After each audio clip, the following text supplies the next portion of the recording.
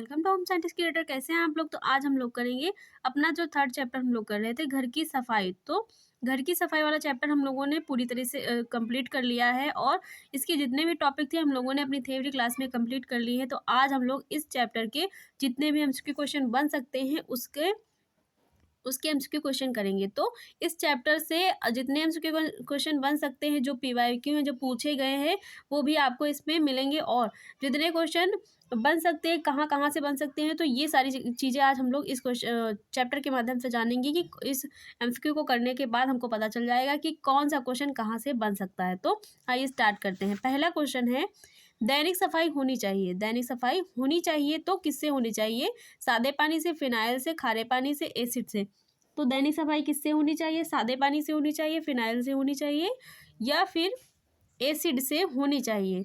तो ये आप लोग आंसर करिए, क्योंकि थ्योरी क्लास करिए तो आप लोग आंसर कर ले जाएंगे कि दैनिक सफाई क्या होती है, साप्ताहिक, मासिक और आकस्मिक, ये सारी चीज़ें हम लोगों ने पढ़ रखी हैं।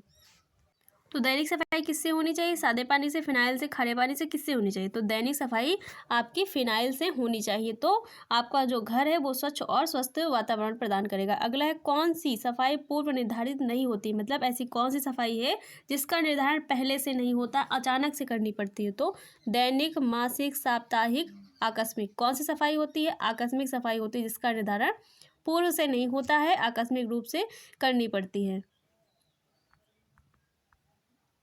अगला क्वेश्चन है, सफाई का आधुनिक उपकरण क्या है? तो सफाई का आधुनिक उपकरण क्या है?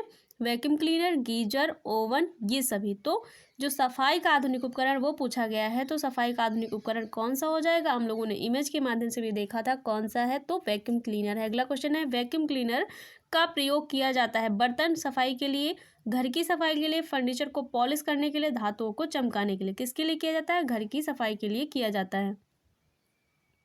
अगला क्वेश्चन है, स्टील के फूलदान की सफाई किस चीज़ से करनी चाहिए? तो स्टील के फूलदान की सफाई किस चीज़ से करनी चाहिए? चूने से, सिरके से, विम से, सोडे से। किससे करनी चाहिए? तो विम से करनी चाहिए।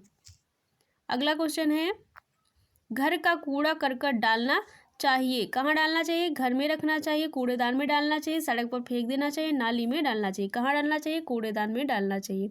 कूड़ेदान में किस प्रकार का कूड़ा डालना चाहिए? गीला, सूखा, सूखा तथा गीला, ये दोनों। तो ये सभी, तो कौन सा कूड़ा जो है कूड़ेदान में डालना चाहिए? गीला डालना चाहिए, सूखा डालना चाहिए, ये सभी प्रकार के कूड़े जो है कूड़ेदान में डालने चाहिए। तो कौन सा कूड़ा कहाँ पर डालना चाहिए, ये बताइए आप लोग।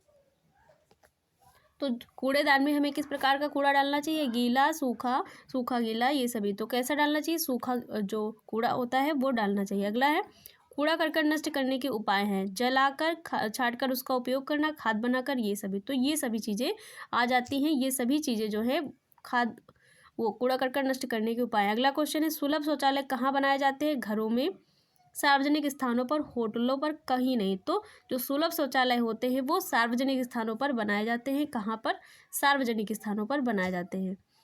अगला क्वेश्चन है, पीतल के फूलदान की सफाई किससे की जाती है? चूने द्वारा, ब्रासों द्वारा, रेत द्वारा, साबुन द्वारा। तो ये सारे क्वेश्चन आप लोग देख सकते हैं कि जो पीतल वाला, ये आपके हाफ ईयरली एग्जाम में जो 10th का हाफ ईयरली एग्जाम हुआ था उसमें आया हुआ क्वेश्चन है, क्योंकि ये सारी चीज़ें पूछी जाती हैं कि धातुएं कौन कौन सी, उन धातुओं की सफाई किस प्रकार से की जाती है। तो पीतल, स्टील हो गया आपका, और ये सारी चीज़ें पूछी जाती है। पीतल के फूलदान की सफाई किससे की जाती है? चूने द्वारा, ब्रासों द्वारा, रेत द्वारा, साबुन द्वारा।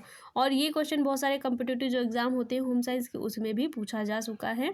तो किससे की जाएगी?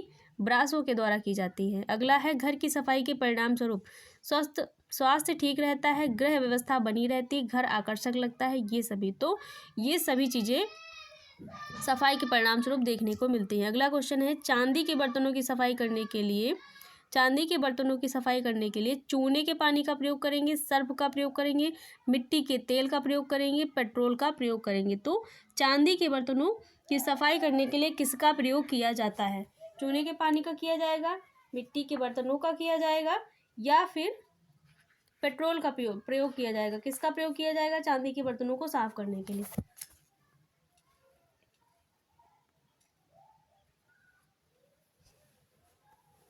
किसका किया जाएगा? सोच लिया आप लोगों ने। तो किसका करेंगे? सर्फ का प्रयोग करते हैं चांदी के बर्तनों को साफ करने की। अगला है, मल मूत्र निष्कासन की सबसे उत्तम विधि कौन सी है? शुष्क विधि, सेप्टिक टैंक विधि, जल संवहन विधि, बी सी दोनों। तो हम लोगों ने 4 विधियाँ पढ़ी थी, तो 4 विधियों में 2 विधियाँ ऐसी थी जो उचित और अच्छी थी, मतलब अच्छी मानी गई हैं, लेकिन 2 विधियाँ ऐसी थी जो अच्छी नहीं मानी गई। तो बी सी ऑप्शन दोनों हो जाएगा, क्योंकि सेप्टिक टैंक और जल संवहन विधि दोनों विधियाँ अच्छी मानी गई हैं मलमूत्र निष्कासन की। अगला क्वेश्चन है, घर की सफाई किस उद्देश्य को ध्यान में रखकर की जाती है? घर का सौंदर्य बढ़ाने में सहायक, उचित गृह व्यवस्था तथा सुविधाजनक, घर को आकर्षक बनाने में सहायक, ये सभी। तो घर की सफाई किस उद्देश्य को ध्यान में रखकर करी जाती है? इन सभी उद्देश्यों को ध्यान में रखते हुए की जाती है। अगला क्वेश्चन है, दैनिक रूप से की जाने वाली सफाई किस सफाई के अंतर्गत आती है?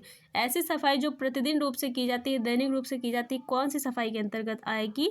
मासिक सफाई, दैनिक सफाई, साप्ताहिक सफाई, आकस्मिक सफाई। तो कौन सी सफाई के अंतर्गत आएगी? दैनिक रूप से की जाने वाली सफाई दैनिक सफाई के अंतर्गत आती है। तो ये आप लोगों के टोटल 15 क्वेश्चन रहे जो इस चैप्टर से बन सकते हैं, और बहुत से क्वेश्चन ऐसे हैं जो PYQ में पूछे गए हैं। तो आप लोगों का थ्योरी क्लास अगर आप लोगों ने पूरी की होगी तो आप लोगों को ये सारे क्वेश्चन बहुत ही अच्छे लगे हुए होंगे, क्योंकि सारे क्वेश्चन आपके थ्योरी क्लास से ही आए हैं। तो अगर थ्योरी आप लोगों की क्लियर है, कॉन्सेप्ट क्लियर है, तो कोई भी क्वेश्चन ऐसा नहीं है जो आप लोग नहीं कर पाएंगे। तो इसके लिए थ्योरी पढ़ना बहुत जरूरी है। ये बार बार मैं इसलिए कहती हूँ क्योंकि बिना थ्योरी के कुछ भी नहीं हो सकता है। थ्योरी आपकी मोस्ट इंपॉर्टेंट है। आपके इस एग्ज़ाम को लेकर आपके आने वाले आगे जितने भी एग्ज़ाम हैं उसमें भी यही चीज़ें होती हैं, लेकिन ये सारी चीज़ें थोड़ी सी ब्रॉड हो जाती हैं, बड़ी हो जाती हैं, लेकिन जो टॉपिक्स हैं, पॉइंट्स हैं, वो बदलते नहीं है। बस थोड़ी चीज़ें हमें यहाँ थोड़ी सी कम पढ़ने को मिलेंगी, लेकिन जब कोई बड़ा सिलेबस हमको मिलेगा, हम कोई बड़ी चीज़ में जब अप्लाई करेंगे तो वहाँ यही चीज़ें हमें थोड़ा सा बड़ी पढ़नी पड़ती है। थोड़ा सा इनका जो एरिया है वो बड़ा हो जाता है, ब्रॉड हो जाता है, और हमें थोड़ा सा डीप में जाके पढ़ना होता है। इसलिए कॉन्सेप्ट क्लियर करना ज़रूरी है, उसके बाद ही क्वेश्चन को करिए। आपका हर क्वेश्चन सही हो जाएगा, कुछ भी गलत होने वाला नहीं है। तो गाइस, क्लास कैसी लगी? अगर क्लास अच्छी लगी हो तो वीडियो को लाइक, शेयर और चैनल को सब्सक्राइब करना मत भूलिएगा। कल हम लोग अपना 4th चैप्टर करेंगे, ग्रह जो सज्जा वाला चैप्टर है उसको हम लोग करेंगे। Thanks for watching guys.